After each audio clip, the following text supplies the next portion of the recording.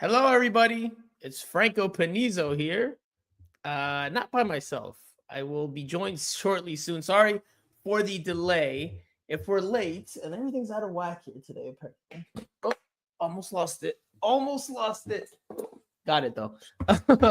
Yeah, we're out of sorts here, but we're running late, and that's because one of the co-hosts that will be joining me, well, the only co-host that will be joining me today, decided to show up late. So that gives you a hint as to who it is. I will not say which of the co-hosts it will be. They will be here.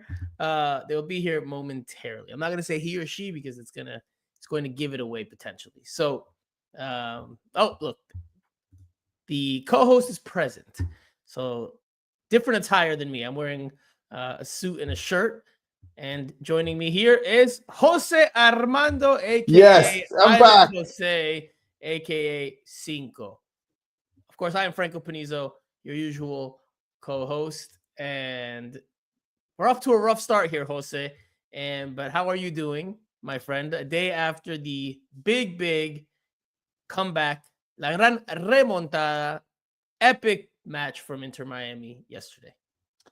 What a night it was. What a night it was from, from a sporting side and, some other stuff as well. Well, I think I can say it. We can say it. I don't know if you want to start with that, but um, yes, Andrea was supposed to be with us No, tonight. so since I got off to a rough start here, we will break it down very quickly All before right. we dive into the actual good stuff. Um, Jose is joining me as the only co-host for this episode. Um, Obviously, the ideal situation would have been for the four of us to be together. Alonso had some other obligations. Andrea was originally scheduled to be part of the show, although the conspiracy theorists are out. Thomas says we won and Andrea's not here. Yeah, not the Eyeballs case. emoji. I mean, you guys can continue with the theory because it's fun. It's all in good fun, and I mean, again, it's out there for everyone to see. But no, Andrea, unfortunately, uh, took a shot to the face late in yesterday's game. I believe from what I have communicated with her, Jose would know better because he is living with her, of course, as they are not only colleagues but spouses. She took a shot from Chelo Marcelo Weigand late in the game. Ball hit the camera, which then hit her in the face/chest area. She did need to be tended to for a moment. She, from what I understand, is okay, but not able to make an appearance today. Jose, give us an update on La gente mal. I mean, Roberto's over here laughing. Giovanni Diaz says, of course, Andrea's not here. Simon gives her some well wishes and says, hope she's okay with the praying emoji. And Nico Nick says, had to be cello, shaking my head. Nico Nick, I'm not gonna lie to you. I mean, Andrea's definitely not a big cello fan, and I can imagine after this, it's only even more so the case. But Jose, what can you tell us about Andrea Ajicita's um, health today? Well, she's definitely on the road to recovery. I mean, she's not 100%, obviously. It's just a day off. It hasn't been like not even 24 hours since the whole situation happened. It was towards the end of the match, actually. It was right after, the Buanga chance very late, one-on-one situation with Ustari. Ball goes into a corner kick. Then Buanga takes the corner kick, and then Chelo clears the ball away, and that's where the ball hits her. So I obviously went downstairs and wanted to see what was going on. But as usual, when you get hit, yeah, it hurts initially, but usually the next day is usually the worst day. So um, she's getting there. She's getting there. But yeah, more than anything, I like to thank everybody because it was great to see how everybody that we work with and some of the LAFC players and later today as well into Miami, they reached out. So just very thankful to everybody because that's where you guys were concerned as well with Petrico. I didn't know about it until Fernando Petrocelli, our colleague, came into the mix. He went to the press conference. He came to the mix zone after the press conference. Mix zone was pretty much done at that point. We had one more player left. Most of the mix zone media members that were there bailed or left. They took off. And that's when Petro told me that something happened to Andrea. I saw you guys walk by because I figured you had gone to the press conferences. It was something that you told me up in the press tribune that you were considering doing. However, that was not the case. You ended up tending to Andrea. So I didn't really know what happened until today when you guys, when she finally messaged back on WhatsApp with regards to what happened. She did sound rough. I haven't seen her. I don't know if there's bruising or what the case is. You don't have to share those details, but it didn't sound great on the message. Yeah, no, yeah, but again, I just everybody that was in the photo workroom, because Andrea, she's likable. Oh, again, my camera. I don't know what to do. That dramatic zoom in. Whoa. Okay, I'll fix that in a minute. But there you go. I don't know, because I got a new camera and it looks like when I motion my hands, they balance everything out. But the thing with Andrea is that she can go upstairs and be with us in the press box, and she does that sometimes. But she's also regularly with the photographers, so everybody knows her. So it was a big deal when she got there in the photo workroom, but everybody was reaching out and trying to help out. So I just wanted to put out there because we haven't said anything, but I think this is the appropriate channel to just put a huge thank you to everybody. We obviously said thank you to everybody personally yesterday, but when you think about it and you look right after everything that happened and the support that she had, I think it really helped her to really push through, because it was more the hate, but the shock as well. It hasn't happened. Well, it did happen to her once before, years ago, with Mario Balotelli, but it was not to the chest or face. It was to the leg. So Andrea's going to come on in the next episode with a shirt that says, "Why always me?" And Tom says, wishing Andrea speedy recovery. Of course, here on Miami Total Football Radio, the show, especially for my part, we wish Andrea the best, and we will see her soon. Unfortunate that happens to her, but I mean, photographers are always at jeopardy when they're around the field taking photos. Right. Maybe Cello heard some comments on Miami Total Football Radio, and he said, "You know what? We're winning. It's almost over. I need to kill some time." Oh my! No, I'm just kidding. No, you know what? He actually reached out to her. So okay. So that was nice. Pretty cool. That's pretty nice cool. From Cello. Yeah. Look at that. Sean Callahan said, "I hope Cello the club has reached out." So there it is. Yeah, there you go, Sean. Yes. All right, but we will talk about the epic match. It was incredible night of football. I don't normally stay like buzzing as much as I can buzz as a media member the day after. Usually it's already, you're analyzing things, you're looking at, but I still think there was a buzz in me today from last night's match, just because of the football spectacle. Obviously, the final result is what Inter Miami fans wanted. Inter Miami advances to the semifinals of the CONCACAF Champions Cup. But the way it happened, the manner in which it all occurred, the 90 minutes that we saw were incredible. They had everything. It was amazing. LAFC scores, Inter Miami needed a amount of comeback, goals that were disallowed, goles anulados in Spanish, a late penalty kick, some drama, some almost fighting, if not fighting, on the field that probably should have led to some red cards, but didn't. I mean, the game had everything. And the fans at Chase Stadium were on the edge of their seats. Yeah. Everybody, even in the press box, I can tell you this from the press box, everybody was on pins and needles. Everybody was living by every single play, every pass, every shot. It was incredible. I mean, if you saw it on TV, obviously you probably enjoyed the hell out of it. But if you were in the stadium, if you were lucky enough to be in the stadium, I mean, you have an incredible memory, even more so than people who weren't in the stadium. Oh, because absolutely. The atmosphere was electrifying. It was one of those games that you don't normally come across in terms of the feeling and the sensaciones. Yes. In Major League Soccer and in the U.S. It just doesn't happen that often. It doesn't happen.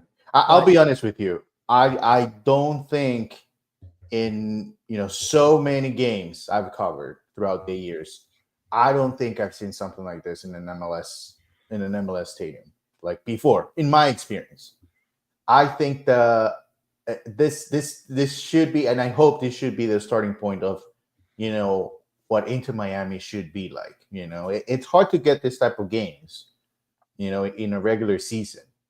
But I think that I felt for the first time, people really understood what was at stake. And they knew what Inter Miami needed. It wasn't, okay, I'm going to go to the stadium because I want to see Messi play. It was different last night. It was Inter Miami. For the first time. Yes, of course, you're going to cheer for Messi. You want Messi to succeed. You want to see Messi score. You want to see Messi at the highest level. Yes, but it was about Inter Miami last night, and I really, really liked that. You use the right word there, stake. Now, we're not talking about mistake. We're talking about there was something at stake here, right? Inter Miami was facing elimination, and that's hard to replicate in a 34-match regular season in MLS where it's not a secret. We're not saying anything here that's G14 classified, if you get the reference. The MLS regular season doesn't mean much. It just doesn't mean much. When there's so many teams that are able to qualify to the playoffs, the regular season just doesn't have that much of an importance. And you feel that in the games. You feel that it's se transmite. You see that transmitted not only by what happens on the field and how players react to, the environment in the stands, to that way the games are covered and the questions afterwards. It's completely different than this type of game. But this game, amongst the top games that I've covered in my life, definitely, of course, in Inter Miami's short history, and I've been to every single home game that Inter Miami has ever hosted in Fort Lauderdale. I'm the only media member that can raise their hand and say that. My streak is still going. So I hope to make it a 5th consecutive season with that intact. But it was a hell of a spectacle. Someone today told me, and I don't know if you want to view it as an exaggeration or maybe it's an appropriate description. It had Copa Libertadores type of vibe. Just the way the crowd was so into it, so bought in. It felt like a proper football game at Shea Stadium, and those don't always come around. So and to add, one more thing to that is we are inside a press box. Remember, so it's supposed to be a quiet place, and therefore, we are in a situation we don't actually hear or feel 100% of what's going on outside. And, that's something that caught my attention, with the whole situation with Andrea happened. So I was leaving the press box like 5 minutes before the end of the game. And that's where Ustari had another save. And as I go out of the press box, it's a huge roar like never before at Shea Stadium. It was just outstanding. Phenomenal. It was amazing. It was amazing. Like, honestly, this is a situation that Inter Miami needs to look into. How can you provide this to this fans? How can you bring these people back? It was amazing. It was amazing, and thankfully, for them, the team performed in the second half, because the first half, and I'm sure we'll get into this, but the first half was a little nerve wracking, but the second half was good. It was good. So we will get to all of that. Let's first, very quickly, the first soundbite for this episode will come from one Noah Allen talking about the fans, the atmosphere, the environment, and how the supporters, including La Familia, of course, helped Inter Miami push on in what made for an incredible atmosphere at Shea Stadium on Wednesday night. Yeah, it was good. It was sick, honestly. I'm very grateful for the supporters and the supporters groups. I think, the supporters groups are very loyal. They've been, the supporters groups since almost day one, and to have their support, to have them, chanting and banging the drums and jumping up and down and stuff, it helps us. And in this game, I think it helped us a lot, And yeah, obviously, there's fans for, different people, but, when you have the supporters like those, we're really grateful for them. So I don't know what's up with my signage, but it's not working properly. But it says take notes MLS, because Major League Soccer needs to find a way to come closer to that somehow, way, shape, or form. Make less teams qualify for the playoffs, or find a way to make the regular season more meaniful, more impactful. So I know we can fix that. Promotion, relegation. We're going to say promotion and relegation, but we're not going to sit here and argue about. I'm for it. I'm all for promotion and relegation, but obviously, it's a very, very complex story with a lot of factors there, which will take up more than this show. We're going to focus on Inter Miami in this episode.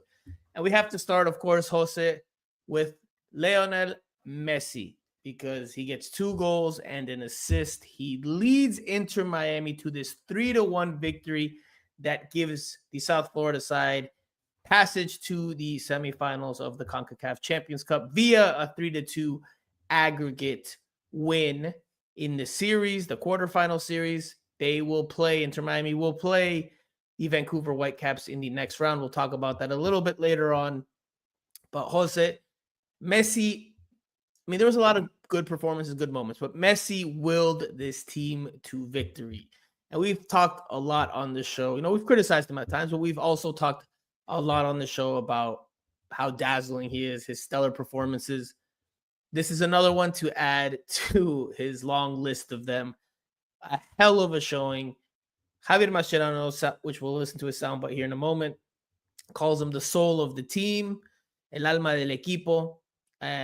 Without him, they couldn't have pulled this off, because when they looked lifeless in that first half, when things were really looking bad, he found a way to inject them with some newfound life. And that goal that he scores, not the free kick one that ended up getting negated, but the second one that did count, the crossbody finish to the top right corner past a soaring Hugo Lloris, that gave Inter Miami the lifeline it needed. That gave Inter Miami life. Le dio vida.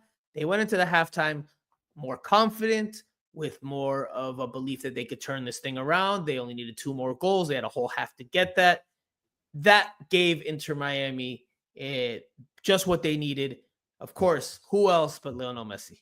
Yeah, I think, there are 2, for me at least, there are 2 very important moments in the series. Obviously, that goal for Messi, because, that's the lift that the team needed at that point. I think they really needed that goal, to get back on track, or to at least have hope in the second half. And then in the series, I think that save from Peluca Falcon over the line after LAFC scores the first goal in LA, I think that's a key moment. That's a key moment because, if you really think about it, if they come with a 2-goal lead and then they score early, it's a completely different situation. So I think those 2 moments are very important. Messi, I think he had a great performance in the first half, scoring the goal in particular. But I think in the second half, it was also about the collective effort. And I think that's a good sign because, we were talking about how is Mascherano going to move pieces around. We talked about where Tadeo Allende will move. I personally did not like, that Benja Kermaski was the first sub coming off the bench. But I think the way that Mascherano moved pieces around, even late in the game when Toto Avilés comes in and plays in the middle of the field, I think those situations were very well managed by him. I still believe that Fafa could have done a lot more than Benja on the right side, especially if you're going to play that setup. But, I'm not going to stay and just think about that because everything else worked for Mascherano. I think it was coaching staff. I think it was obviously Messi, a huge part of it. But, Telasco played better in the second half. Everybody, took a step forward in the second half. And it was a solid performance all around. So you barely touched on the question about, or the subject of Lionel Messi. But Simon here does some work for you. He does some of the lifting for you. And he says, LAFC played scary when Messi scored. And I agree with that because, look, LAFC in the opening 20-25 minutes was the better team. And I think even Mascherano acknowledged that in his post-game press conference. Now, that doesn't mean that they did have the ball. They did have the ball in stretches, and they looked dangerous when they had the ball. They get the early goal. They had chances to score a second, which would have then forced Inter Miami to have to score 4, but they weren't able to put another one away. And then once Messi scores, LAFC was already starting to be a little bit defensive-minded, but then they became completely defensive-minded. And this is where, look, all the credit to Inter Miami, but LAFC also shoulders some blame. Because in my opinion, I know, Jose, you can nitpick the argument and we can debate about it because you were starting to do it yesterday in the press box. LAFC also blew this. They are up 2-0 with an away goal in their pockets. Yes, they had a lot of the game left to manage. Yes, they're on the road. Yes, they're playing a very damn good team in Inter Miami. But if the game, and this does fall on Steve Cherundolo for me, if the game was managed a little bit better, and of course, if chances were taken with a little bit more accuracy, then Inter Miami probably doesn't pull off this memorable comeback, this epic comeback. I don't know. I think we have to give more credit than that to Inter Miami. I think they did a solid job. I think the way Mascherano was able to figure out how to put players in different positions, that kind of, took Cherundolo and his team out of the game. The way he moved those players around, and look, and this is even with Jordi Alba not having a very good game. If Jordi Alba was to participate a lot more in this game, which it's something that I guess we all have to look back into this game and try to figure out what LAFC did exactly to limit possibilities for Jordi Alba, because he didn't do a lot, and he's usually one of the top attacking players for this team, and yet Inter Miami was successful. They one thing that really caught my attention is how there was a sense of urgency from them, but this didn't necessarily translate on them being disorganized. I think the first half, it was a little bit, at least the first 15-20 minutes I didn't like, but in the second half in particular, they showed the sense of urgency, and they were very, very well organized.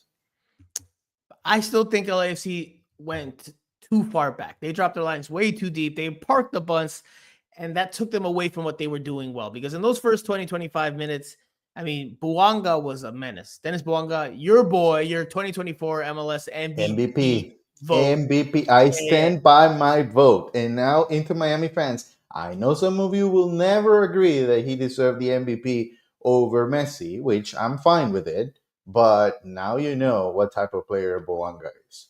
Even though he missed a clear chance in the second half. Son cosas del fútbol, because he had a tremendous game, and he also has a tremendous error at the end that proves incredibly costly for him and LAFC. But we'll get to that because we need to talk about Andrea, by the way, because if he scores, then she doesn't get hit.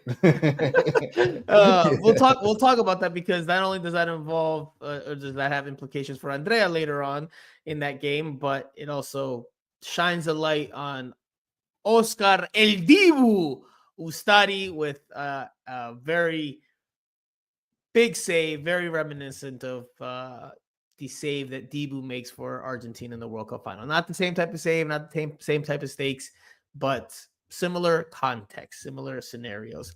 That penalty was crazy, though. Well, I'm sure we're going to get to the penalty. I'm not going to get ahead. There's so much to talk about. You mentioned World Cup, and then I went straight to the penalty. Messi, Lloris, once again. I've seen some videos of people already putting it side by side. Awesome. It's awesome. So Roberto says, Franco, you must not watch LAFC this year. That's how they play, parking the bus. So yes, they can park the bus, but the way that they park the bus was different than the first 20-25 minutes. Because look, they score early on in this game, and yet they still, in those first 25 minutes, were having success in transitions with Bouanga going at players. He was full of confidence. When and I said this to someone, a colleague on WhatsApp today, and I said it, in a more crude way, but when he sat Chelo Wegan on his butt, his tush, after that, it was pura gambeta. It was all the flicks, all the tricks, the dribbles, the step overs, and everything he did was working. Every move he did, he pulled off during those 20-25 minutes. He was brimming with confidence. He also got Peluca Falcon down on the ground, couldn't catch his ankles. It was a very good 25 minutes for LAFC. They just couldn't get the second goal. And then after Messi strikes, I think they just became way too defensive. And when you become too defensive, and Jose, we can debate about this from a standpoint, from a football standpoint, you invite pressure, right? And with a team like Inter Miami, who has the attacking talent, eventually through either individual brilliance, collective play, or just some good fortune or bad fortune if you're the opposing team, they're going to find a way. They're going to find a way. I think I saw a tweet. I think it was from, I'm blanking on who it was, and I want to give them proper credit. Phil Neville. It wasn't Phil Neville. I made them. It might have been Sasha Kleshton. Might have been Stu Holden. I can't remember. I'm blanking. But they were like, or maybe it was Twelman, actually. Maybe it was Taylor Twelman. That said, this is why you have to be perfect against Inter Miami. Because if you're not, they are always. That's being dramatic. You don't have to be. You have to be. Listen, you have to be pretty damn. No, because look, you don't have to be perfect because Boanga had another chance after the LA scored the goal early. So if they were to score either on that second chance in a first half or late in the second, you could have missed either one of those, and yet they will still be moving on. So you don't have to be perfect. That's being over dramatic about being perfect. Nobody can be perfect.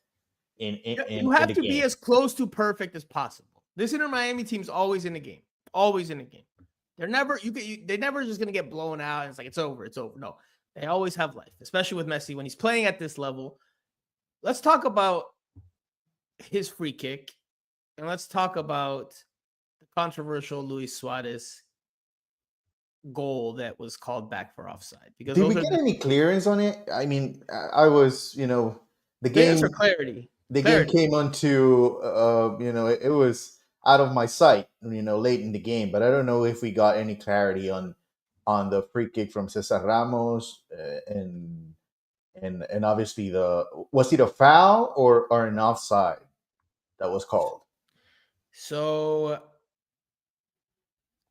let's start with the free kick because that's the first play that happens in the first half when Inter Miami's down 1-0 in the match, 2-0 on aggregate. Messi takes a quick free kick after a yellow card is given. And he catches Hugo Lloris organizing his wall. So the ball skips into an open net. The referee points to the center circle. And Inter Miami fans are celebrating. Now, shortly after that, LAFC protests that call. And you see them doing the blowing whistle gesture with their hands, which then leads eventually to that call being negated, and they take it back so that Messi can retake the free kick. The ruling was because he had given a yellow card, Messi had to wait for the whistle for the official restart. If he had not given a yellow, if it had just been a simple foul and Messi had taken the kick in that manner, then it would stand as a goal. But because there was a yellow card given, there has to be a ceremonious restart, and there wasn't. Now, what does that say about the referee? I mean, doesn't cover him in glory, right? Because if he did not know that rule or forgot about that rule in that moment, because he points to the center circle after Messi takes the kick, well then, I mean, what's he doing reffing a game of this magnitude? Because how do you forget that rule in the moment when you're the head official who is there to enforce the rules? So that one is correctly taken off the board. Although Messi, again, scores a hell of a goal later, which was even better. Luis Suarez, later in the game, second half, scores a headed goal. I think it would have ended a dry spell of I don't know, 8, 9, 10 games, something like that. And it comes off the board for an offside, which was a marginal offside at best. Now they went to the on the broadcast, they went to, the play goes to VAR, but they went to the drawing the lines on the broadcast, and they said that his arm was, or his shoulder was slightly past one of the defenders near him. But if you look further back, there was another defender that left him on, at least from the angle we could see. But now the caveat is that the camera angles that we see aren't directly in line with the play. No están directamente con la jugada. It's a little bit tilted. So you can't really see that from a spectator standpoint, which is unfortunate because it leaves for some lack of clarity, but that was the official ruling. This is what Federico Redondo had to say about the two controversial calls. El de Leo, si no me equivoco, creo que es por la amarilla, estaría anulado. Y el de Lucho, por lo que vi recién en el celular, marcaron la línea con otro jugador, no con el último. O sea que estuvo mal anulado. En el momento no te das cuenta, pero bueno, después sí que te genera cierta impotencia. Pero bueno, ya está, pasamos, así que queda como anécdota. Sí, that's absolutely right. Because if they would look, Mascherano was crazy all night long on the side. So if this, doesn't end up being a 3-1 and LAFC moves on, the conversation will be completely different. Which I don't agree with players and coaches when they do this, because they should send the same message out there whether they win or not. Because then it's kind of hard to listen to them if they only complain when they're not winning games or moving on in a series like this case. Pedri Potter says, apparently, according to media, referees help Inter Miami. Now, I want to touch on something very quickly here because Pedri Potter touches on that subject. And that is, there's some perception or some belief from some people in and around Inter Miami that the referees they have a bias against Inter Miami, that in an effort to look like they're not favoring them, they go the complete opposite way. Well, I can understand that on in a given game, or maybe an overall tendency. I can understand that. I don't think that was the case here. I just think the referee, like a lot of referees in CONCACAF, are just in over their heads. They just aren't suited, no pun intended. They aren't suited for these type of games. They just don't have the quality or the scale. Not the case with this one, though. This is the best referee in CONCACAF. That is okay. So I could be like, that's the biggest and the best weightlifter out of kids that are 10 years old. That doesn't make you a powerful weightlifter. I mean, it is what it is. Like, he's not. CONCACAF refereeing is not what it was. It's much better. CONCACAF refereeing is much better than MLS refereeing. Jose, let's just put it that way. The fact that he pointed to the spot on Messi's free kick, it was a mistake, but still much better than any referee in MLS. He's ages ahead of any referee. Fine, that doesn't make him a good referee. He is a good referee. From what I saw last night, he's the number one referee in CONCACAF.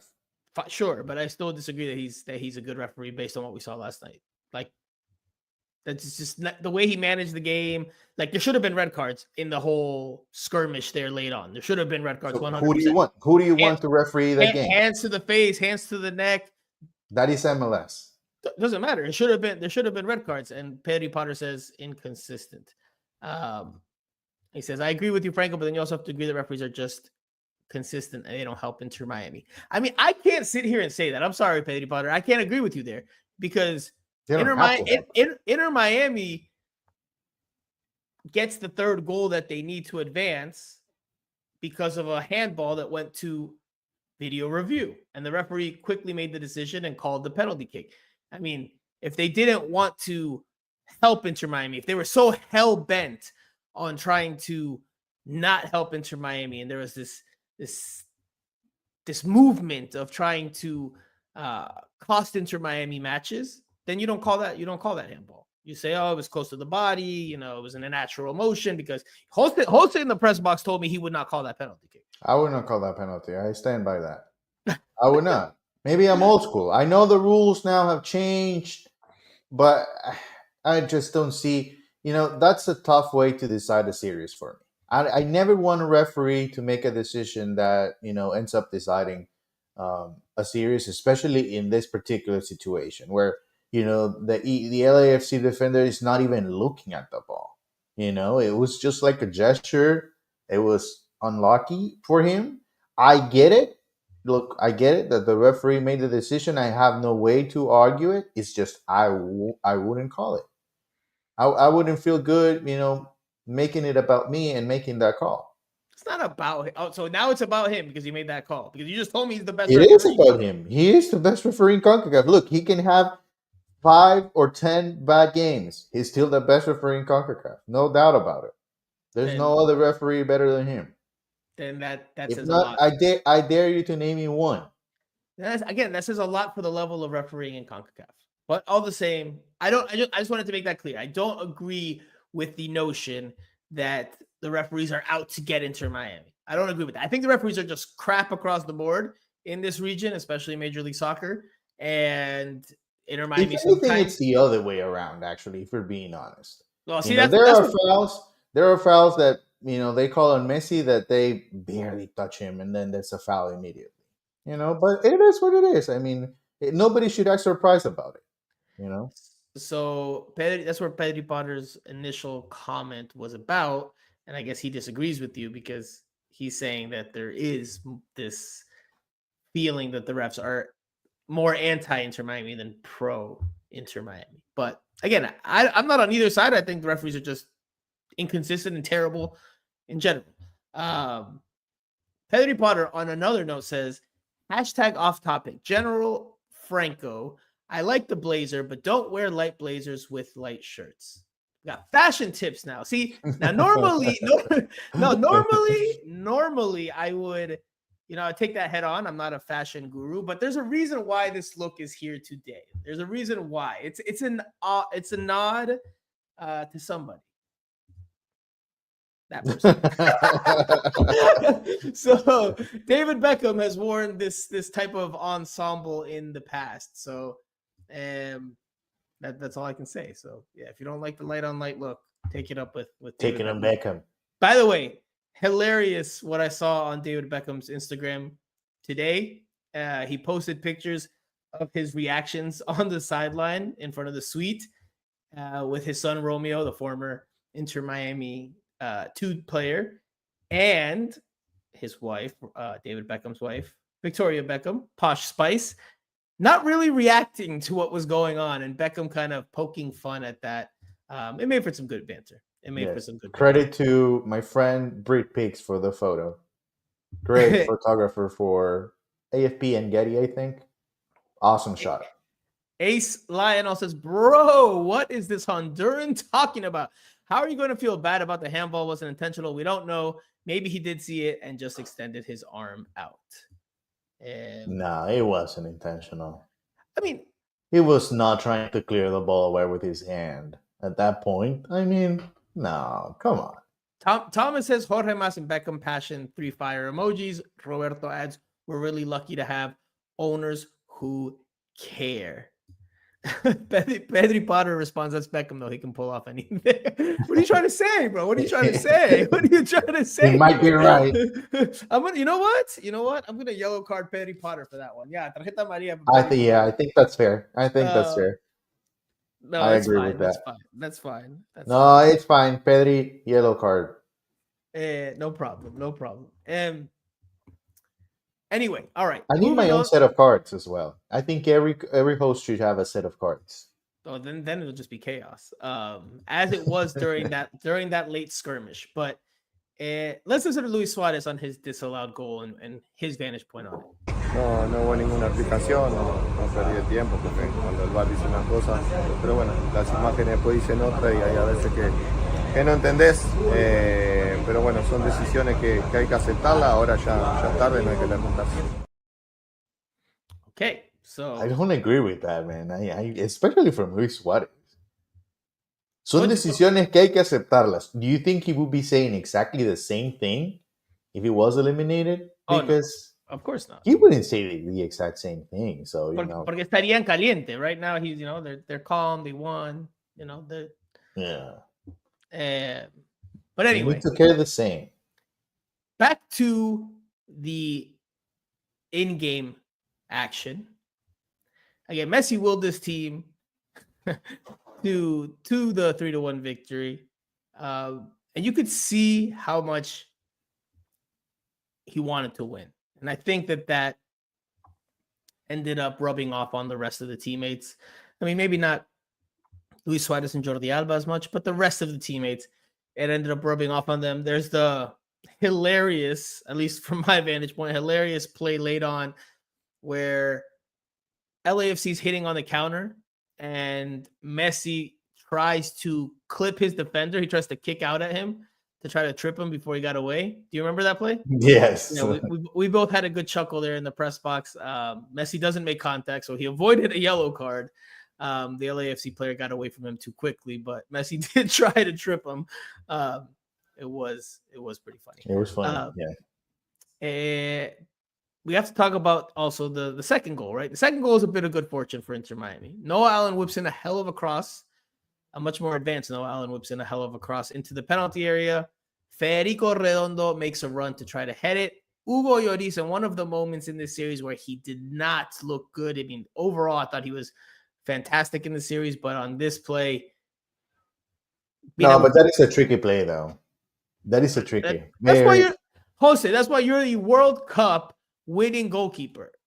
You got to know when to make decisions. Any goalkeeper will make if you make the decision to go and you don't get there, you're gonna look the same, whether you are Lloris or. But that's why you have to know what decision to make, Jose. That was a good decision. It's just a tricky ball, a little bit of an in-between situation. If he stays put just over the line, and then for some reason Redondo hits that ball, then you're gonna be demanding him to move to get off the line and go chase that ball. But that's why you have to make the right decision, right? And if he's going to come out, if the goalkeeper comes off his line, he has to get the ball, and he does not get the ball. I think it was the right decision. That's fine, but he doesn't get the ball. Roberto asked, did they give the goal to Redondo? No. Noah Allen was credited with the goal. Redondo said in one of the post-game interviews, he did not touch the ball, not even a piece of his long, beautiful locks touched the ball. So it's a Noah Allen goal with a Lionel Messi assist. But it was enough, though. If he doesn't make the effort to get to the ball, it's an easy one for Lloris. So then it's an easy one for Lloris. Yes, some sort of credit for that. Some sort of credit for Redondo, sure. Yeah. I think Lloris also has some partial blame for it, because if you're gonna come out as a goalkeeper, you got to get the ball. At least make contact with the ball. He completely whiffs and gets behind him, bounces into the goal, and it gives Inter Miami even more belief, gives Shea Stadium even more confidence that they're going to be able to pull off La Gran Remontada, the massive, major, epic comeback. Did you like that pairing, by the way? Of Redondo and Bright in the middle? We'll talk about the starting lineup here in just one moment. Ace Lionel says, tell me, Jose, did it hit his arm or not? It did, yes. That's it. No, absolutely. If I don't disagree with the final decision, I know why the referee called the penalty. But you said you wouldn't give it. But I wouldn't like to decide a series because of a play like that. Well, it doesn't matter if you would like to. You don't have to like it, but it is what it is. Jose, you would make for terrible. Sometimes you can let them play. You would make a terrible referee, Jose. Probably, yes. I like the one thing I'll say about handballs and penalties and all this. Like, I don't really think there's ever really an intentional handball. Like, I don't think anybody really is like, unless you're Luis Suarez against Ghana in the 2010 World Cup semifinals, if I'm not mistaken. Correct. Where he lifted his hand to make a save. Like, I don't think there's intentional handballs per se, like literally speaking. Now, are there handballs where you're reckless and your arm gets away from you and you're not as aware as you should be of where your arms are going, and you make your profile and your person bigger by moving your arms out? Yes. And should those be penalty kicks? Absolutely. But I don't think there's intentional handball.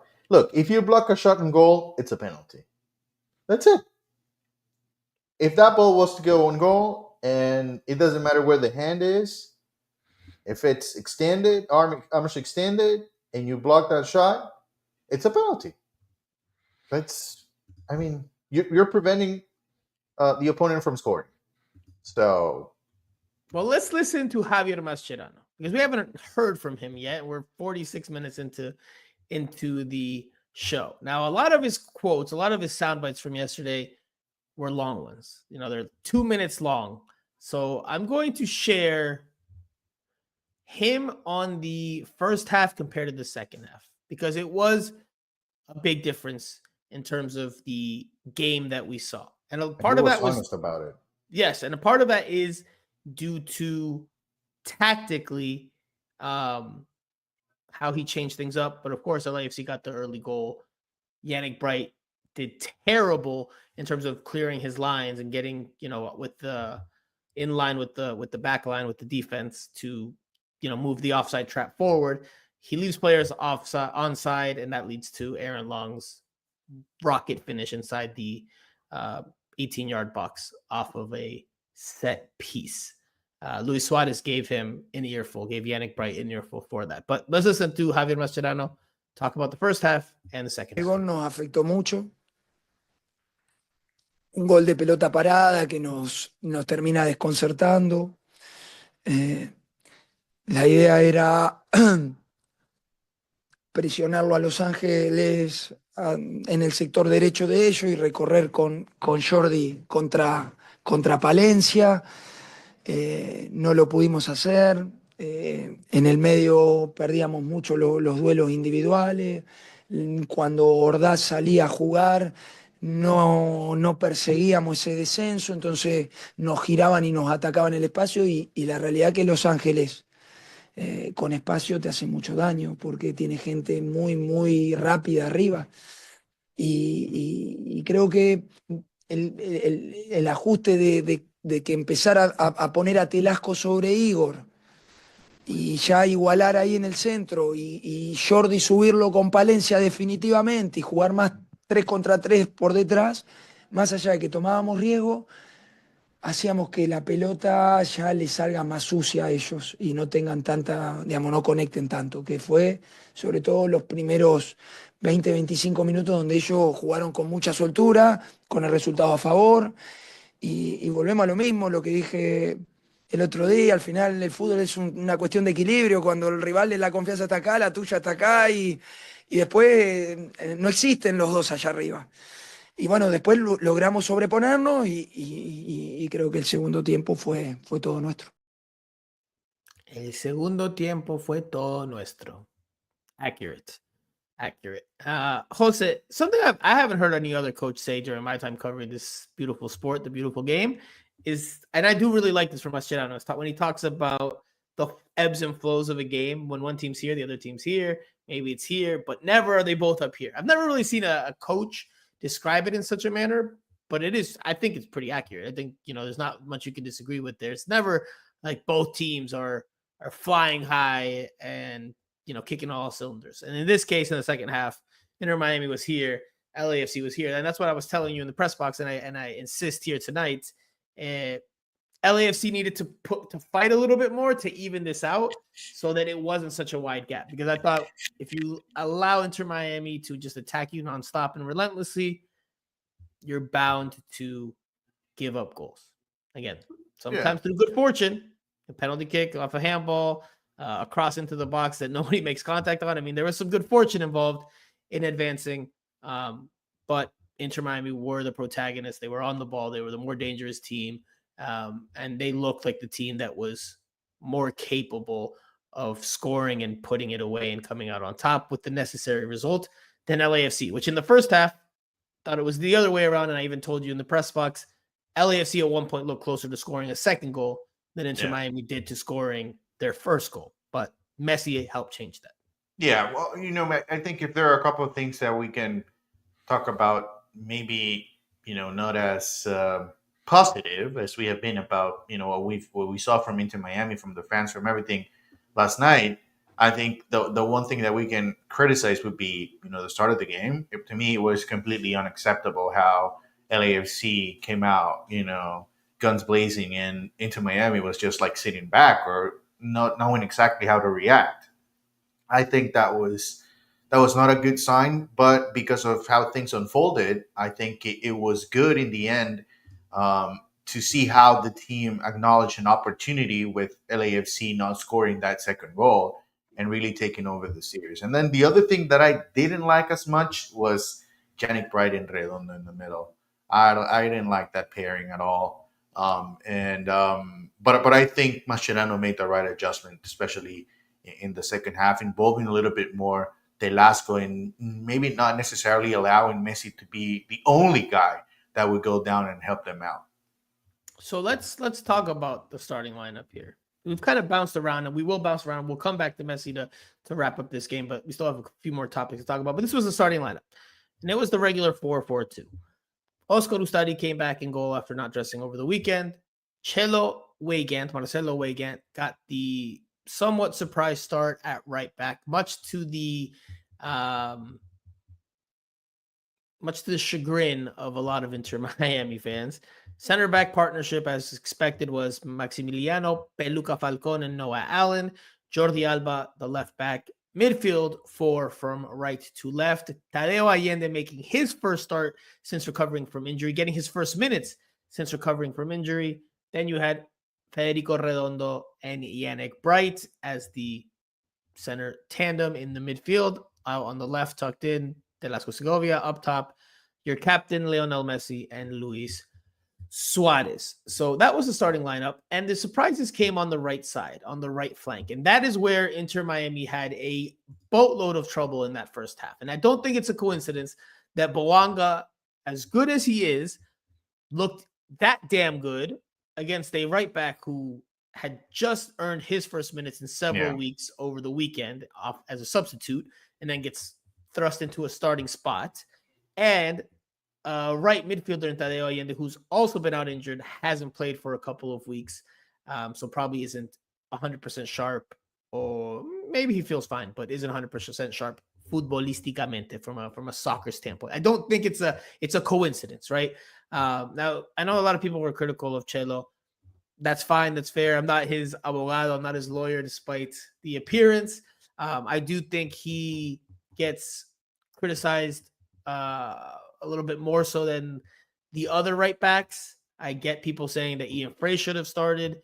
I understand the argument. I don't agree with it because Ian Frey is maybe the better defender, but he doesn't give you that outlet pass going forward as much. Not this year anyway. We haven't seen that from him this year. Now, maybe that's tactically. Maybe Mascherano doesn't want him to bombard forward like he does with Chelo, or not bombard, but get forward like he does with Chelo. But we asked Ian and we asked Gonzalo Luján about this, and it's not necessarily because they don't want to move forward. Right. What they said was that with Jordi Alba pushing, then they really have to hold on because, I mean, they end up playing a 3-man backline, really, Yeah. So that's a situation there. I didn't like the fact that Chelo started this game.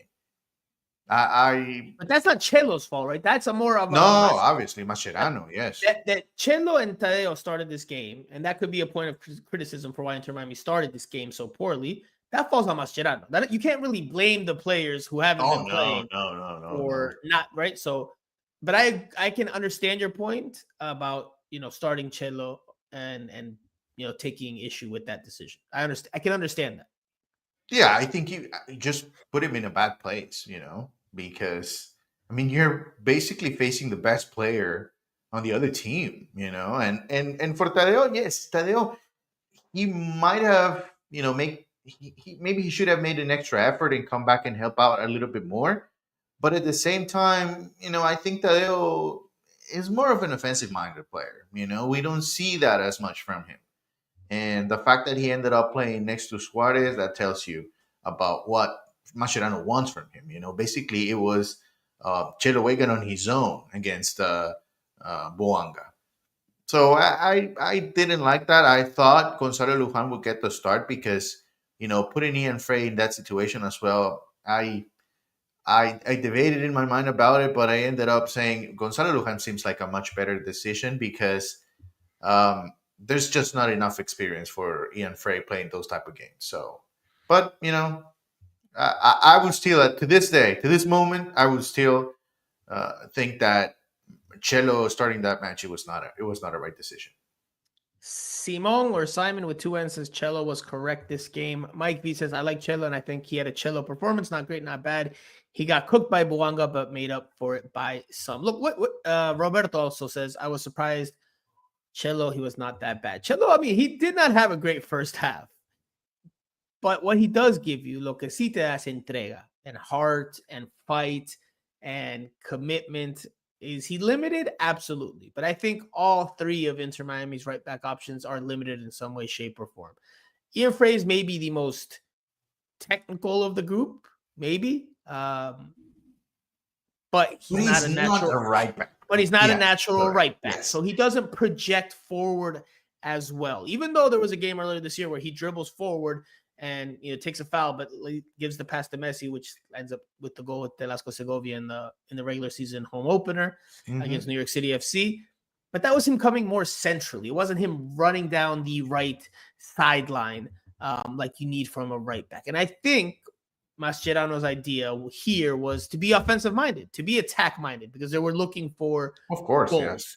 right? So he wanted to find a balance, but clearly his lineup and his tactics with Tadeo back in there, despite not having any minutes before yesterday, I think it shows that he wanted to be attack-minded from the start.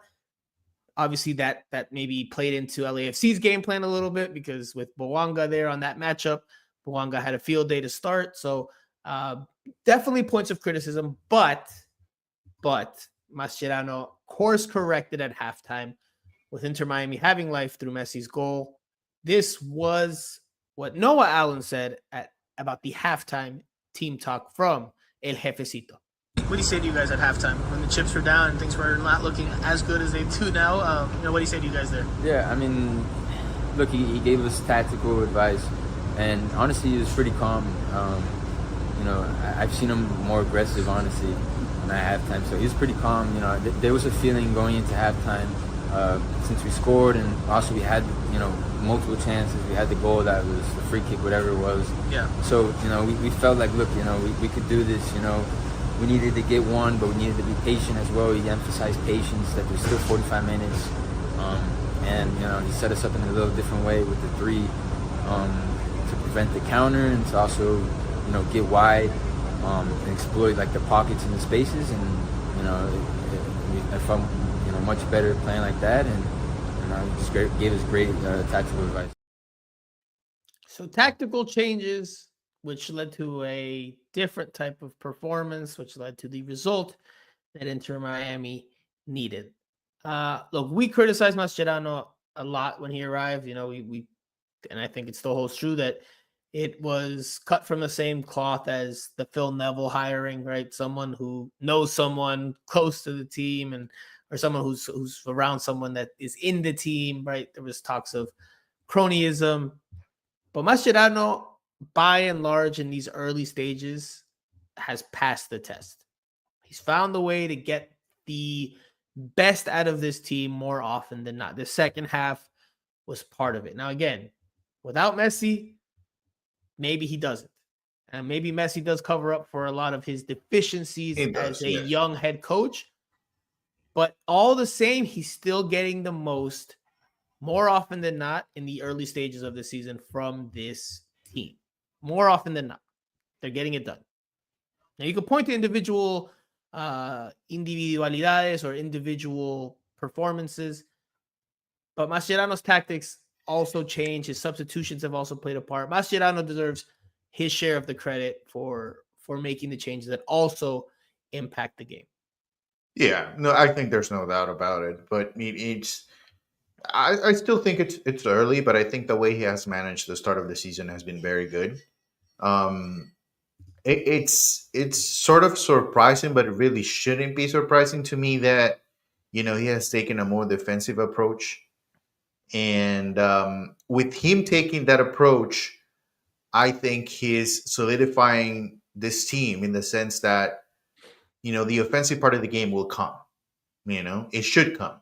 If Right. all players remain available, and with having so many games early on, it's kind of hard to find the right time to work on it. So right now, I think he's relying on Messi and the quality that he brings. But I think moving forward, if he continues to work on the defensive side of the ball the way he is, and just moving pieces around and still performing, I think this team could be really something towards maybe the second half of the season. My expectations about the Club World Cup remain the same. I'm talking about MLS, Leagues Cup, and whatever comes after. I think for MLS, there's a chance that this could be a competitive team comes to more than what we see right now. That's what I mean. We know they're competitive right now, but they can be even better once they start clicking offensively. I think Luis Suarez, they have to figure something out with him, because whether he doesn't play as much, or you give him a different role, or maybe Allen Ovando comes in and starts scoring, they need to figure something out with the number 9 position. We can talk about that more.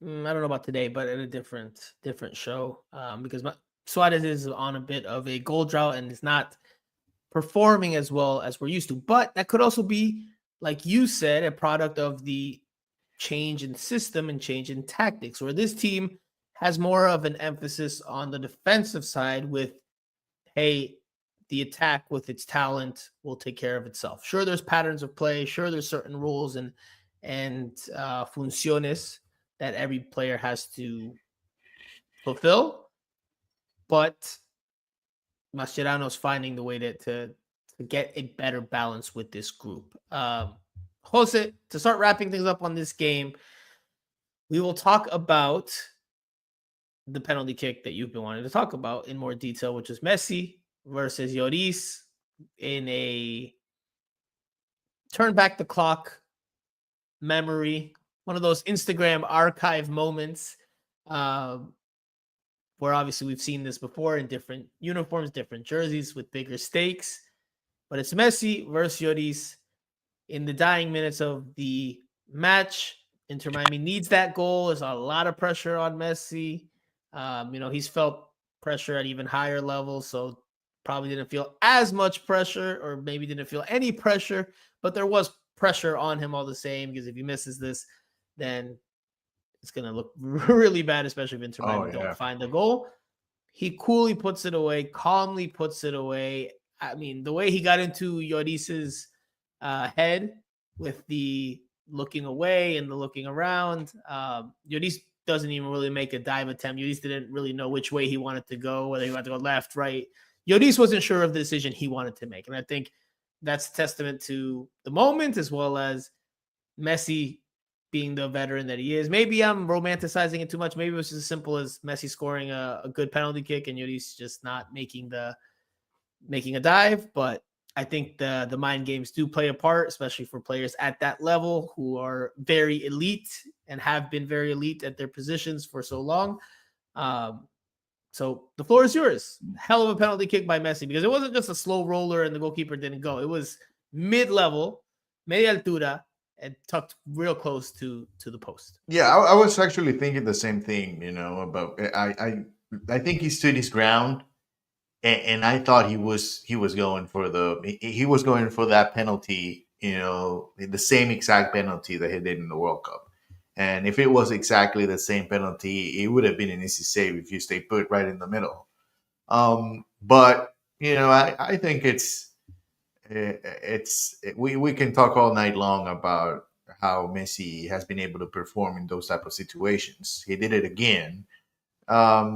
Is there pressure? I think there's always pressure, but just not the same, that he felt before. But it could have been a legacy moment right there, because if he misses that penalty, and for some reason Messi doesn't come back next year, or Inter Miami doesn't participate, well, yeah, they have yet to be qualified to the next Champions Cup. Then not winning Champions Cup, it's a big no for this team. They have to go all the way. At least they need to make it to the final this year. Well, the road is looking good for them. We'll talk about their path there and their next opponent. I'm moving my camera here, trying to adjust things. Maybe that's better. William Vargas in the comments section says, I think Mascherano's best move was not playing Gressel. Julian Gressel is not. I mean, this is something. Man, so tough. Julian Gressel went from playing every single game with Tata Martino to not playing a single minute here. To being behind Santi Morales. That's. Yeah, I mean. Santi Morales has seen minutes before Julian Gressel has seen minutes. And Baltasar Rodriguez is here already, so even worse news for Julian Gressel. Roberto says Lloris can't save penalties. Pedri Potter says World Cup flashbacks, same as last time. Thomas says Lloris didn't move. So Messi scores the penalty kick. Got a couple more things to talk about for this game. And the next play, actually, before we get to that play, I do have a soundbite from Mascherano I want to share. I think it's maybe the best soundbite of the night. And it's Javier Mascherano. I think I'd be remiss not to play this on Lionel Messi, where he calls him El alma del equipo, the soul of Inter Miami. This is a long soundbite because he was confused as to who actually scored the second goal for Inter Miami or not. But all the same, I think it's worth sharing. So let's listen to that. We'll be right back. De Messi, No. porque creo que fue factor. El alma de este equipo. No, de eso no cabe ninguna duda. A veces me pongo incómodo en hablar de él porque ya llevo 20 años como compañero, ahora me toca ayudarlo en esta etapa de entrenador. Es un chico que ya lo hizo todo en el fútbol. Es el más grande de la historia y todavía sigue dando el ejemplo de cómo competir, sigue marcando el camino y guiando a las nuevas generaciones que más allá de haberlo ganado todo, hasta el último día que él juegue dentro de una cancha, va a querer ganar y va a hacer todo lo imposible para ganar. Pero además de todo eso, porque el fútbol no es solo querer, después hay que poder, y él tiene esa capacidad, porque es el más grande de todo, entonces es el que te mete en partido, es el que da la asistencia para el segundo gol, la dio Noah, perdón, pero es el que patea. ¿La dio él, no? No, la dio Noah, el que anuló, ¿no? Sí. Es el que patea el penal al minuto 80 y pico con la responsabilidad. ¿Qué vamos a decir de Leo? Nada, en mi caso, un agradecido de haber jugado tanto tiempo al lado de él y ahora de su última etapa como jugador, poder verlo todos los días entrenar y en esto que te decía, de tratar desde mi lado, no sé si poco o mucho, tratar de ayudarlo a que él pueda seguir compitiendo y pueda seguir siendo feliz y hacernos feliz a todos dentro de una cancha de fútbol. José, no es solo querer, es poder. Y él tiene la capacidad. Hell of a quote from Mascherano. Very good presser overall. He was, I mean, the interesting part was, obviously Inter Miami wins this, but like you mentioned previously, Mascherano was livid during much of that second half on the sidelines with the goles anulados, with the disallowed goals. I don't know how much the broadcast caught it. We don't get to see the broadcast really from our seats in the press box. But he was livid on the sidelines with the disallowed goals, with the calls that were made, that were not made. And you and I both said, if they don't win this game today, his top is going to blow. Like it's going to come right off like a steam pot, because he's going to talk about the offside. He's going to talk about the free kick. He's going to talk about all these other plays that there was maybe a foul that should have been led to a red card for LAFC, a second yellow. So we had imagined at one point a very different presser, but obviously with Inter Miami winning, it was a very different Mascherano, full of smiles. But again, the sound bites and the responses to the questions were very, very good. Jose, we cannot finish talking about this game without talking about Oscar El Dibu Ustari, like I said at the beginning of the show. You talk about flashbacks to the World Cup final, and obviously he wasn't there. But, I mean, you talk about Messi's team, and there's flashbacks to a game-saving block, a game-saving parry, un tapadón, un atajadón from Oscar Ustari, much in the same way that Dibu Martinez did for Argentina in the World Cup final against France. Again, different circumstances, different players, but wow, hell of a save from Ustari on Dennis Bouanga, your MVP for 2024, on a clean one-on-one opportunity. Federico Redondo commits a very big mistake with a very bad pass in midfield with the score 3-1 in Inter Miami's favor. Leads to a quick counter. Dennis Bouanga finds space down LAFC's right side. So Inter Miami's left. A beautiful ball through. A hell of a through ball to him. He had the second post wide open. We had the perfect Wide angle. open. We From had our the seats, perfect angle. You could Yeah. see the second post. El segundo palo is wide open. Now, I don't know, and I said this earlier today to somebody. I don't know if la picó mucho and he just no llegó a patear bien. Like he didn't get a good shot off because the ball got too far away from him, so he had to rush his kick. Or if he tried to surprise Ustari to the near post as opposed to going to the far post. One of the two happened. Either way, it was the wrong decision, which obviously it's easy for us to say from the press box in a game that's played in, decisions are made in milliseconds. But he had the second post. If he puts it away, we're not here talking about Inter Miami celebrations. We're here talking about LAFC advancing through in dramatic fashion, Inter Miami suffering a heartbreaking elimination. That did not come to pass, thanks in large part to Oscar Ustari, who you and Andrea have said for a long time should not be the starter for this team. No. And I have told you. I didn't say that. And Jose, you have I said that I would rather have Drake Callender start for this game because I'm concerned that he gets injured and then you start, wasting substitutions on a position where I think, both goalkeepers are not that far apart from each other. And I also said that Ustari earned his spot as a starter playing through preseason, which Drake Callender didn't do. So Mascherano doesn't have a measuring stick about Drake Callender, and he obviously knows Ustari. So Pedri that's what I says, said. give yellow to Jose for lying. For lying. You get a yellow card for lying. Yes. Jose, we're not going to go into the Ustari calendar debate, but I think if there was any debate left to be had, if Callender was sitting on the sidelines thinking, I deserve to be the starter, well, that save that Ustari made is pretty much going to dispel that notion. Because Father Time is undefeated. Father Time is undefeated, but until we see Ustari out injured or until we see Ustari have a big dip in form, because mistakes will happen for every player. He made a mistake in the first leg. He atoned for that error with this tremendous series-saving stop on Bouanga in the dying moments. Until any of these happen, where he dips in form over a series of games, over a stretch of games, or until he gets injured, it's his starting spot. And you could, I don't know if you're still going to argue that Callender's the better goalkeeper, because I think you have argued that. Maybe I'm misrepresenting what you said.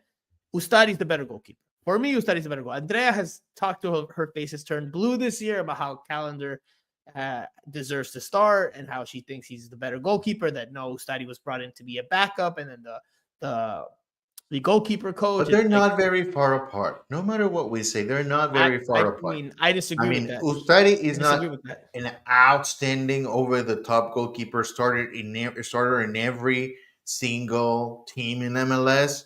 And Drake Callender is, we know for the style of play into Miami, he's going to struggle. But that doesn't mean that he can be a good goalkeeper. Ustari having good matches doesn't mean that Drake Callender is the worst goalkeeper. No, we're not going to say Drake Callender is the worst goalkeeper. He's not the worst goalkeeper, but he's not better than Ustari. And Ustari's at the end of his career, not in the prime of his career. He's at the end of his career. Thomas reminds you, Jose, let's remember what Drake did in the CONCACAF Champions Cup last year. He gives a free goal to Monterrey in the second leg of their series, which pretty much sentenced. So he should Inter retire. Miami. No. He should retire. Jose, Because he did it once, he's going to do it every single game. Jose, no exageres, man. No exageres. Don't exaggerate. I think Who's exaggerating? Comparing a game that happened more than a year ago to now. Who's exaggerating? I think it is a valid comparison. Why? One goalkeeper. How about all the other good games that he had? What? Okay, that's not bien, Jose. Hold on. One, because this. You say it yourself all the time that this is a level up. That this is the most important tournament they compete in. Yes. So, Jose, one goalkeeper in the quarterfinals of the CONCACAF Champions Cup gives a goal to the other team in horrific fashion. Correct. In the decisive leg. The other makes an incredible series-saving stop in a dying moment, a clutch moment.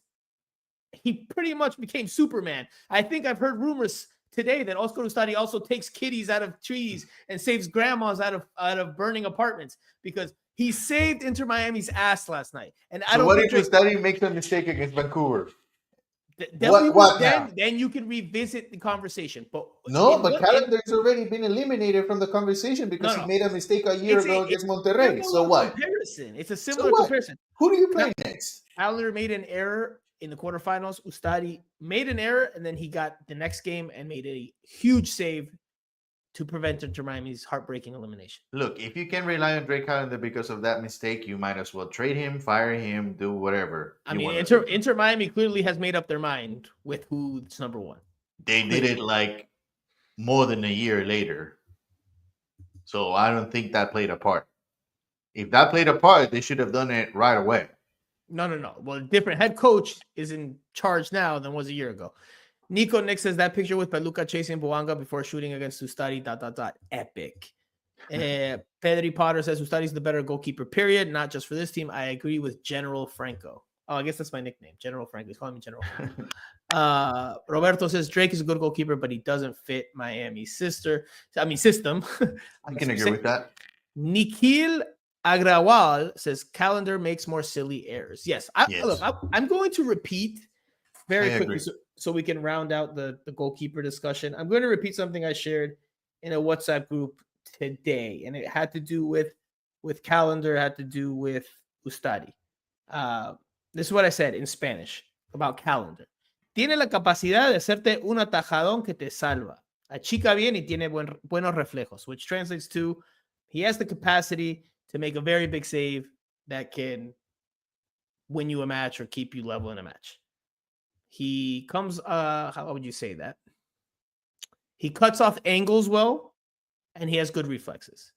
Pero comete muchos errores infantiles, no es bueno con los pies, no tiene mucha personalidad, se queda demasiado en su raya y no brinda seguridad. Which in English translates, and this is all for me, he makes a lot of juvenile mistakes. He's not good with the ball at his feet.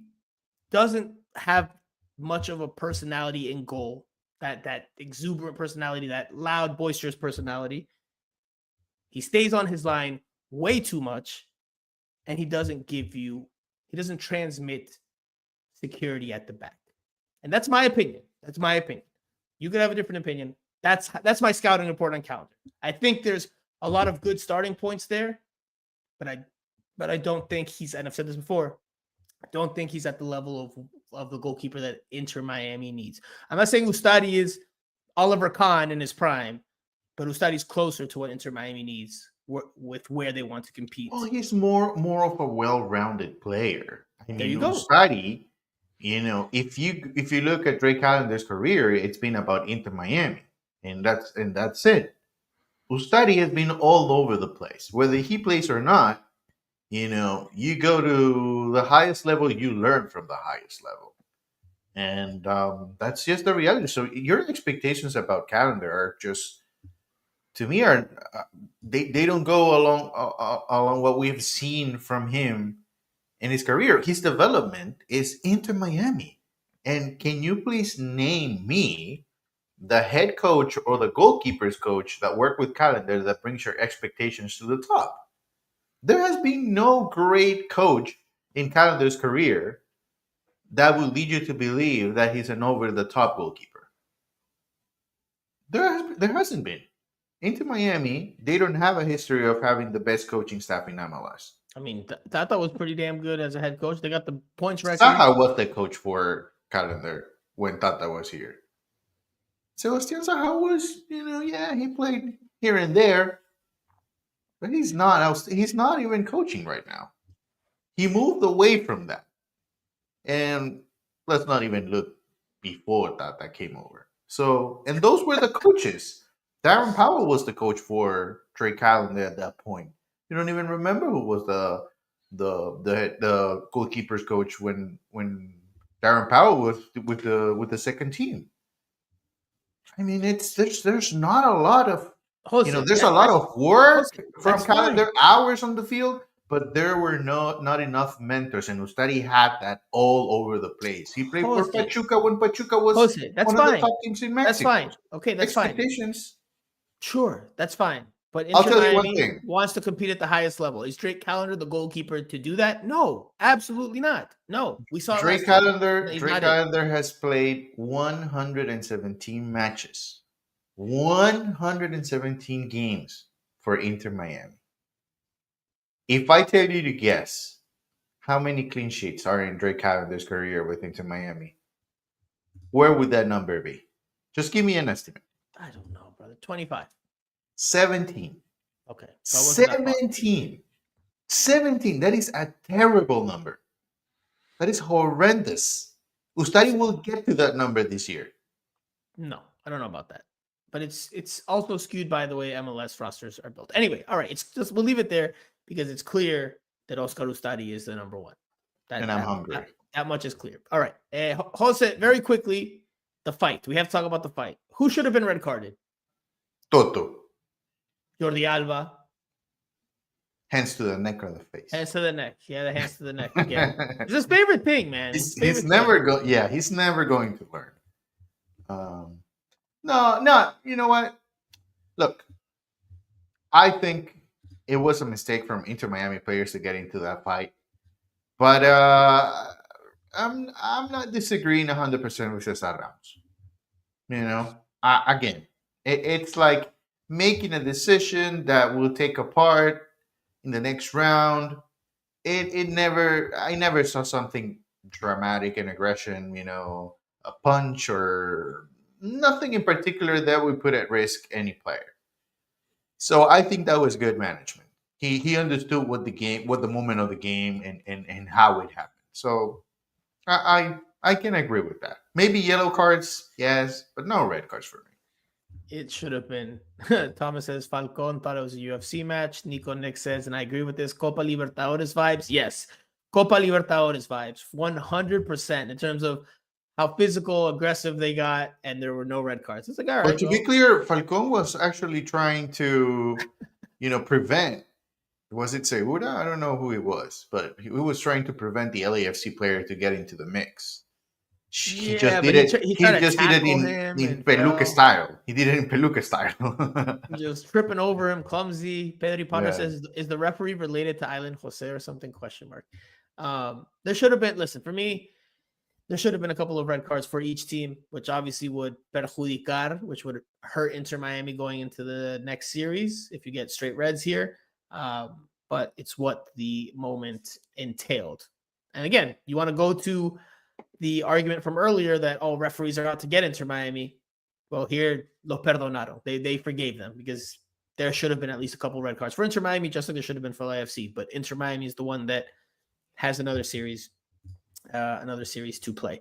It'll be against the Vancouver Whitecaps, who beat Pumas with some late dramatics of their own down in Mexico. So Inter Miami will play Vancouver later this month in April, home and away series with a place in the final on the line. Jose, it's early. We'll preview the game much closer once we get there. But Inter Miami's going through, right? Inter Miami's a heavy favorite. Aside from, a good start for Vancouver in the league. They the last game they won in this series was in this tournament was in the first round against Saprissa. I think they even end up losing the first game of that series, and they come back in the second leg. They are moving on thanks to the away goal rule mainly, but they haven't been able to win games. I don't see them winning against Inter Miami.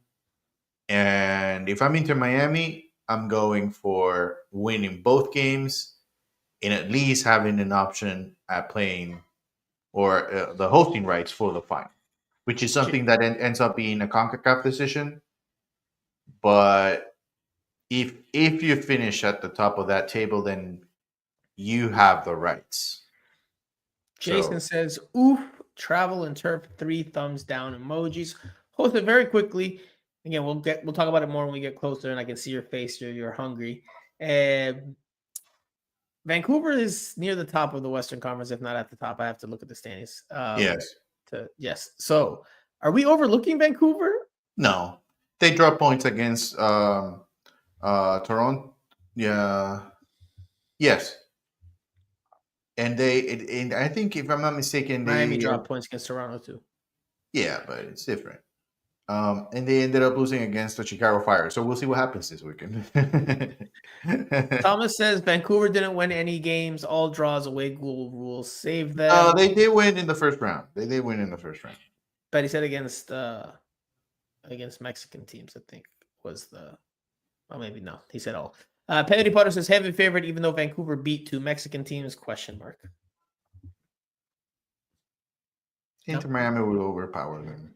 Yeah, I don't see Vancouver, for whatever the standings say in the MLS, just putting up the type of fight to the LAFC put up. I just don't see it. Maybe it plays out that way, but I don't see it. I think Inter Miami. Again, this is me on the outside. I think they've got a foot in that final. But we'll talk about that more once we get closer. And obviously, depending on what happens from now until maybe the second leg, I expect them to move on, but I don't expect them to win it all in the first game. But obviously, this is thinking that Inter Miami has the full roster right now, like they do right now. Look, as long as Inter Miami doesn't overlook Vancouver as much as we are, then they. No, but they need Messi though. They need Messi. Of course, but if they don't overlook Vancouver like we are, they don't underestimate them, then they should be through the final. Waiting for them in the final will be one of Cruz Azul or Tigres, both very strong Mexican teams. But we'll, again, one step at a time. Vancouver Whitecaps are next for Inter Miami. There's the bracket as we're showing you.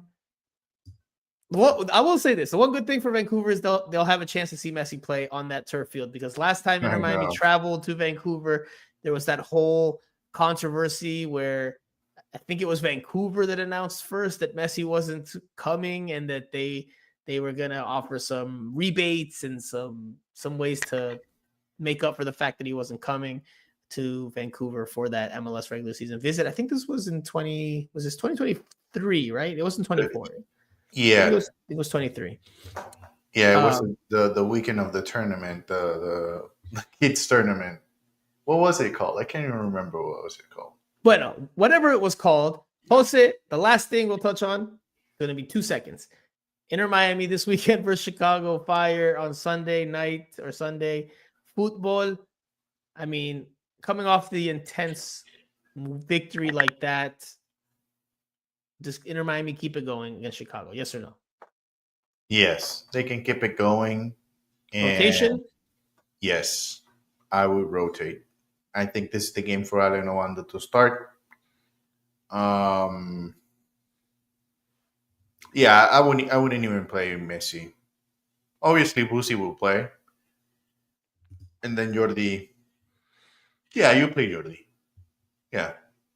But I don't play Messi or Suarez. I'm sorry, Chicago. I think Messi comes back, man. I think Messi does. I don't know if he starts, but I think he plays. Off the bench, maybe. Listen, because the last time, I don't know if it was last year. Was it last year? I can't remember. When they went to Chicago and he also didn't play and there was more frustration. I think he's due for playing in Chicago. I don't know if I can't remember if he played there last year. It doesn't matter. It doesn't matter. He doesn't even know the city that he's playing in. Yeah, but I think it factors in a tiny bit, and I think either way, I still think he plays. You're not just going to give him. Because that might not even be a big market for him. See, there it is. Mikey C, correct. Says Messi skipped Chicago twice already. Yes, that's not a big market for him. That's fine, but Thomas says, I hope Baltasar plays in Chicago. I don't think we'll see Baltasar in Chicago.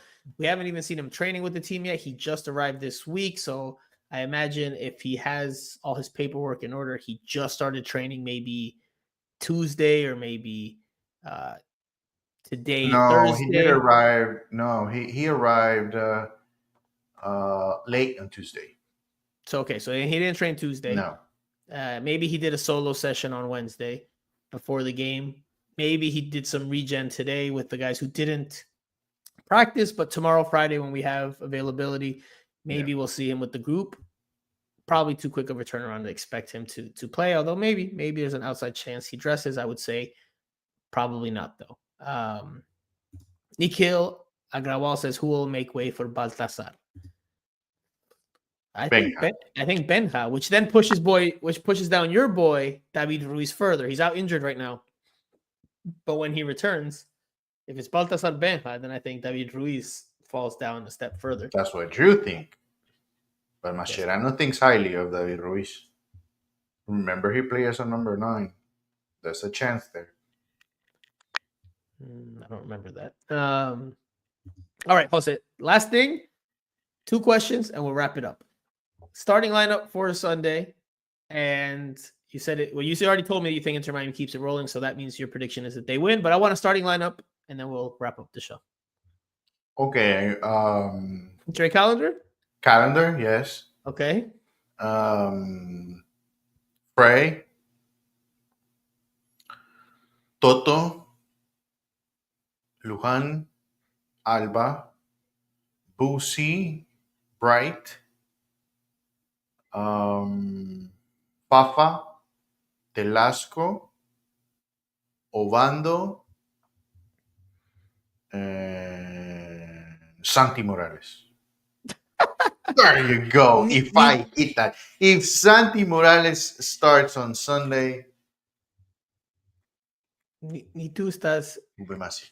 No, there's no way they do that much rotation. No, that's too heavy, in my opinion. Why not? I don't see them doing that much. This rotation. game doesn't even matter. I just don't see them doing that much The rotation. game against Columbus next week, it's a little bit more meaningful than this. For me, it's Drake, Calendar, and goal. I think Chelo away gets the start again at the right back spot. I think you go Peluca Falcon and Allen again and Jordi Alba. I think the back 4 stays. The midfield is where I think you start to see some changes. You will see Busquets back in there. I think they will probably partner him with Bright. I think on the right, you will see Benja Kremaski. I think on the left, you'll see Telasco Segovia. I think up top, you will see Obando and Allende. That makes sense. There you go. So Messi and Suarez don't start, but I do think at least Messi comes off the bench. Maybe Lujan starts at right back over Chelo, just so they're not, overworking him in this early stages in his return from injury. We'll see. All the same, I think Inter Miami gets a result. I think that result will be another victory. So they'll keep on rolling. If not, they got through to the semifinals of the CONCACAF Champions Cup. So that's what really matters. That goes back to the earlier point of the regular season in MLS not meaning a whole lot. All right. We went very long, but we had a lot to talk about. We didn't really even talk about, I know you tried to, we didn't really talk about the Bright and Redondo pairing too much. That was a big talking point going into the game. You did it on purpose. How do you replace Busquets? Did they replace Busquets effectively enough? Probably not. Redondo, again, makes that horrendous mistake that could have cost Inter Miami. Redondo, when asked after the game, and I can't believe it took me till now to say this, he says, era como parálisis. So he was essentially frozen, hoping that he was paralyzed, essentially hoping that Ustari made the save, which he did, because he's the number 1 goalkeeper for Inter Miami. But anyway, that that central midfield tandem didn't really work. Bright probably had his worst game in a while. Maybe not surprising when it's not next to Busquets, but all the same, don't imagine we'll see that center back or center midfield tandem or partnership much more going forward in the start of games anyway. So, all right, we will leave it there. Jose Armando is hungry. I am. Island hungry. Jose wants to go. He wants to. A fritanga is waiting for me. Okay, you know what's waiting for me? The gym. I'm going to the gym after this. So you eat. I will go try to work out for a little bit. I'll take this suit and this blue button-up shirt, which, by the way, they said only David Beckham can pull it off, and I don't know if I entirely agree with that, because look at this, Jose. Remember, Can Jorge Mas pull it off or not? I'm not. Who's our fashion guru? Well, I'm asking Not me. Although, look at this beauty right here. In honor of the Gold Cup draw that happened tonight. Bueno, we'll be back. We won't talk as much fashion next week, but this was a nod to the Inter Miami owners, because they had a very eventful and ultimately enjoyable night on Wednesday night. So this was a nod to them. Maybe most people didn't get the reference, but there it is. All right, Jose, we will leave it there. We will be back next week at some point. I don't know if early in the week, but some point. Hopefully we can get the four of us together so we can finally do Los Cuatro Fantásticos de Miami Total Futbol Radio together, so we can be juntitos. Hopefully Andrea is recovered. Hopefully Alonso's schedule permits it. We didn't even say thank you for your time on this week's show because Alonso's not here. But all the same, we'll try to do it next week at some point in between the Fire and the Columbus game. Hell of a match this week. We'll remember it for many years to come. Thomas says, thank you, gentlemen. Good show. Nico Nick says, thank you for your time, gentlemen. Simon says, good job, guys. Nikhil Agrawel, good job. Jason says, vamos, Miami. So we will leave it there. We'll sign off. Thank you guys again for tuning in or for listening to this through SoundCloud, Spotify, or Apple Podcasts. So for Jose Armando, I am Franco Panizo. You have been listening to Miami Total Futbol Radio. We'll talk to you guys again next week.